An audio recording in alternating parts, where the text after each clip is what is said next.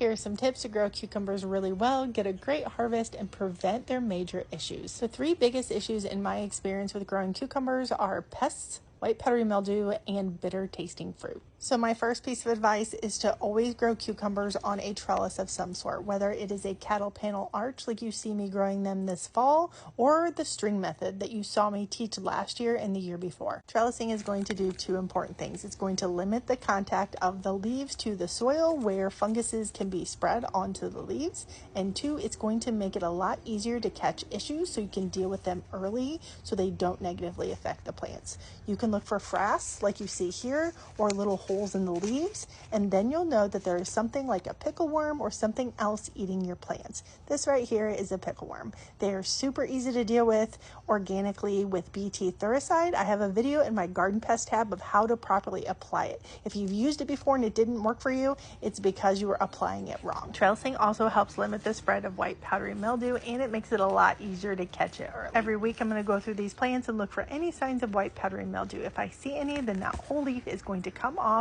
at the base of the stem. And if you catch it early, that's all you need to do. If you don't catch it early, in addition to trimming off every single affected leaf, you'll want to spray all of the leaves and stems front and back with a mixture of 50-50 milk to water spray. Repeat after heavy watering or heavy rain. And for those of you dealing with squash bugs or stink bugs, I personally dealt with stink bugs for a while this year. I went through at least once a week in the mornings and picked off the actual bugs and dropped them in some soapy water, or just squished them between my fingers with a pair of gloves. And finally, why are my cucumbers sometimes very bitter?